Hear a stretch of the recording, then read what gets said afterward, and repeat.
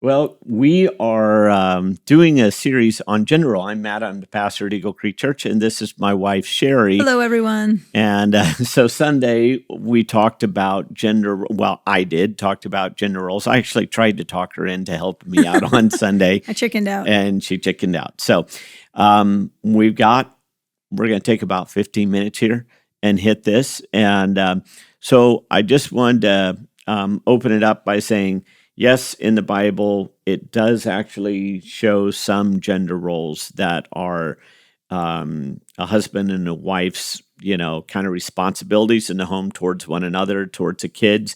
And, one of the questions people often wonder is, why did God establish gender roles? I'm going to hit that real quick and then throw some questions your way, Sheri. So it's kind of interesting. Whenever you go back, way back in the book of Genesis to the very beginning, Genesis 2:18, and it talks about why God created a woman in the garden. He looked at man and he said, man's all alone, and it's kind of a sad state of affairs. And he says it's not good that man should be alone.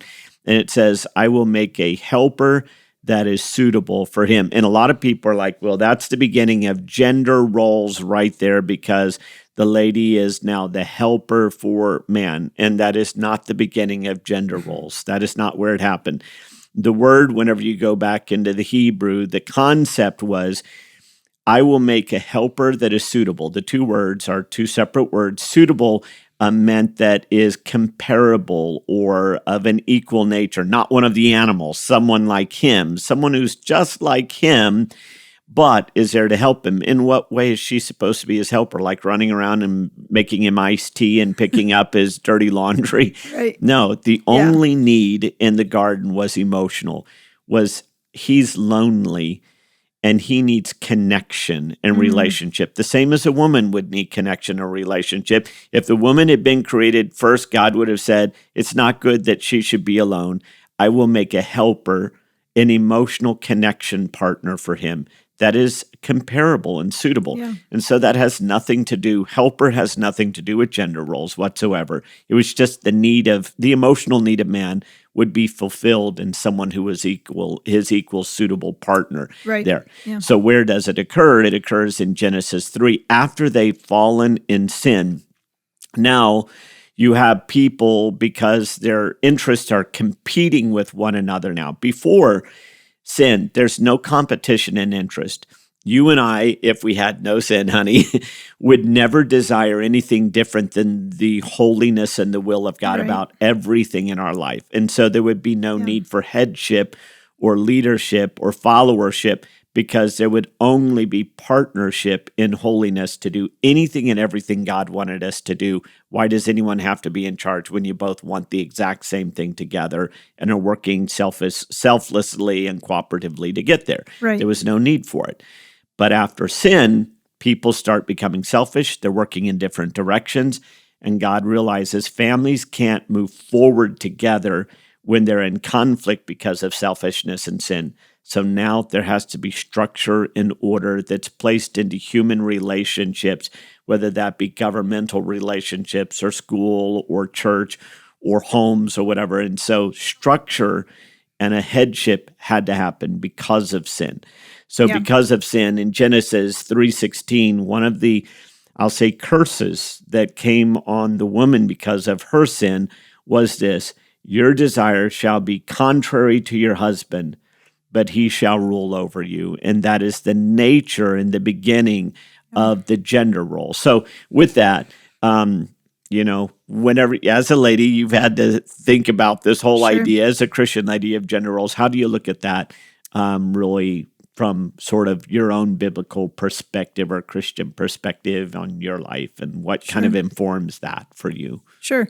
Well, I look at my role as we are equals for most practical purposes. Matt and I, we live a happy life and we're equals. We both have kind of things that I kind of tend to be more the person who picks up the kids from school or helps with the homework more often. You step in when needed, but you tend to step in when there's a significant behavioral issue or some stuff there on the parenting stuff where I'm like, please help me be kind of the dad in this moment. But as far as most days, that's the way it works. But I am going to read a verse in 1 Peter 3, 1-7. It says, wives, in the same way, submit yourselves to your own husbands, so that if any of them doesn't believe the word, they may be won over with the words by the behavior of their wives, when they see the purity and reverence of your lives. Your beauty should not come from outward adornment, such as elaborate hairstyles and the wearing of gold jewelry, but rather it should be that of your inner self, of the unfading beauty and of a gentle and quiet spirit.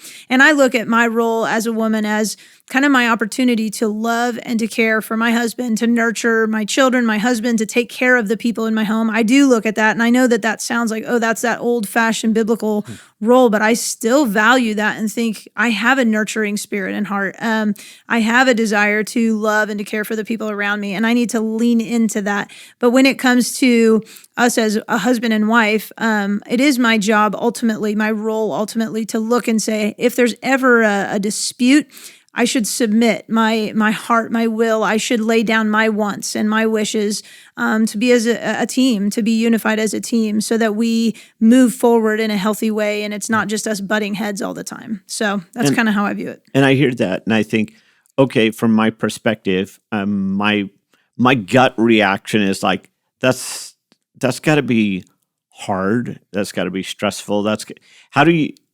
What does that do inside of you? How do you think, maybe for most ladies, what does thoughts of this do inside? Well, because I think as humans, as women or men, we're just, I'm by nature, I have a selfish desire. I have selfish desires. I want what I want, and I want to fight for what I want. I'm kind of actually a stubborn person. So for me, once I've dug my heels in, it's hard for me to submit. And so for me as a lady, I think that's where it's true for me is when I become selfish or I become stuck on, I have to do it my way. It has to go my way. And I think as Christians, if I'm a Christ follower, then I say it's not about my wishes and my wants. Jesus was the perfect example of that, laying down his wants and his rights to sacrifice his life for us, to be obedient to his Father. And I look at me as a wife and as a Christian woman and say that is my ultimate role, is to submit my will first to God, and then also to say, how can I best serve my husband? And sometimes that's when we can't agree on something. I say, hey, then let's do it your way, because that's best for the overall win of the family. So anyways. And every time you say that, I am always feeling the strain of like, oh, no, now she wants to do it my way. So now I feel bad that you want to do it my way. So what do you want? And then I'm really trying to get you to tell me what you really want, so I can figure out, how I can best get us as close as we can together. I remember when we first got engaged, I didn't like sharing my opinion. And so you were like, you have to have an opinion on this. And we created like an imaginary 1 to 10. You remember that on the front of our car. And it was like 1 being the littlest amount and 10 being the highest amount. And you would ask my opinion, and I would have to kind of like go on that gauge of 0 to 10, because I really didn't like forcing my opinion on you. And so you've kind of taught me to be even more bold at sharing that. So, okay. So how does the Bible describe, or how would you perceive your role as a husband? Well, I'm going to go ahead and go with the passage that you just went with, because it does continue on to the husband's role. This past week, we were in Colossians chapter 3, 18 through 21, talking from that perspective. But this week, or not this coming week, but just today, this passage in 1 Peter, I think, is really good. It says, husbands, in the same way, be considerate, like process what your wife needs. Be considerate as you live with your wives, and treat them with respect as weaker partners and as heirs with you in the gracious gift of life, so that nothing hinders your prayers. There's a lot in there, but I'll just do a couple things. When it says be considerate and treat them with respect as weaker partners, the only way in which that can be true is just, for the most part, ladies are physically weaker, right? They're like, guys just have a larger muscular structure, right?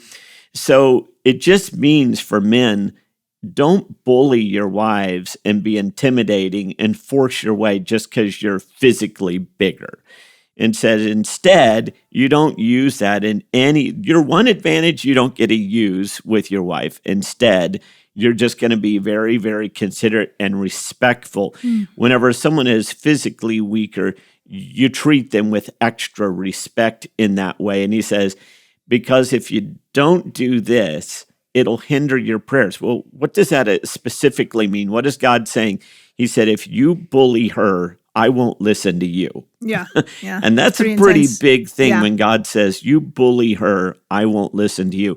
And so it's an interesting thing whenever God is saying, you use your role that I've given you in a very, very gracious, respectful way. And then in the passage we read this week, it was like in Colossians 3, I think it was 21, it was like, and then in Ephesians 5, I think 25, husbands, love your wives as Christ loved the church and sacrificed his life. It's that very sacrificial, respectful, considerate relationship. Yeah. So what are some of the greatest, and you may have just hit on this a little bit, what are some of the greatest challenges that men face related to their gender roles? I would say the issue of bullying, the issue of being selfish and inconsiderate. They think the role is headship, and they don't understand the role is respect and the role is sacrifice. It's like the greater part of the role is mostly about a respect and about consideration and about sacrifice. When you get into the Bible, the headship is something that really is sort of earned and comes out of that. While it's given by God, it's really earned relationally, so that the woman can trust you in that role. And a lot of guys are not earning it relationally. So I would say that's, and then some guys don't just step up and be a man. And just like you do need to sometimes, like your wife needs you to help lead with some kids that are being in trouble. And if you won't step up and show some headship and get your teenagers to listen and follow and be obedient and get their homework done and whatever it is, and you're leaving her to be the bad guy all the time, like step up and be a man in your role, and don't leave that to your wife to have to always handle the hard stuff and the tough decisions. You should help, and not just help, you should step up. You know? Yeah. Well, I think Matt and I both see the value of structure in a home and the value of kind of these gender roles. We have seen it, I think, as pastors. We've seen a lot of homes where there's constant strife and fighting. And I guess kind of one of the questions that I would have is like, why do you think it's so important that families get this down, husbands and wives? Like, why is it so important? Yeah. I think it has been to us. It's been significant in our home. Yeah. But why do you think it's such an important thing? Because it leads to a structured way in difficult times to move forward together. Yeah. The ideal is that I never have to be the head and you never have to submit. Yeah. Because we operate in such unity with what God wants us to do that we walk like people walked. Adam and Eve before the fall, there was no need for any of this. We were just partners together in a loving relationship that was holy and honoring to God, and we could move forward together just perfectly. That's the ideal, and we want to live there as much as we possibly can. But in the moments when we can't, because something's selfish going on, or past hurts or wounds or overreactions, or we're worn out and stressed and not being the nicest we should be about a situation, there has to be a way for the family to still be moving forward together, and for us to be able to say, this is more the backup position rather than the primary position. Right. The primary is we're trying to get to pre-fall relationship where we are partners suited together, equals, following Christ together, arm in arm, side by side. Yeah. And I just end with this thought, because I know we're going to just wrap it up here, but my final thought is this. That analogy that I've heard over the years, that God did not, it says that, in Genesis 2, when God put man into a deep sleep, and he took a rib from man's side to create woman from, so that she was now bone of his bone and flesh of his flesh. And the idea I've heard, it's an old Jewish kind of teaching, is that God didn't take Eve from his cranium, his head bone, so that she would rule over him. And he didn't take her from his foot so that he would rule over her. He didn't take Eve from his foot so that he would rule over Eve, but God took Eve from his side so that they would walk side by side together. Yeah. And I would just say to couples, that's the ideal relationship. You have to work individually towards your relationship with Christ so that you both highly value the same things in Christ as followers of Christ so that you can walk in the side-by-side relationship. Gender roles. Oh, sorry. Yeah, yeah. I have one more thought that I Yes. thought of just now, is that it's not my job to ensure that Matt is living in his God-given gender role or specific role in our home. Good point. It's only my job to live according to how God's called me. And so course. it's me saying, God, I'm going to choose today to do everything I can to live as the wife you've called me to be. And then it would be up to Matt to make that same decision. But it's not my job to force Matt into submission to me or into submission to God. So Right. And it's not in vice versa. Yeah. Obviously, that's not my role. Right. I got so much to worry about with me that I don't have to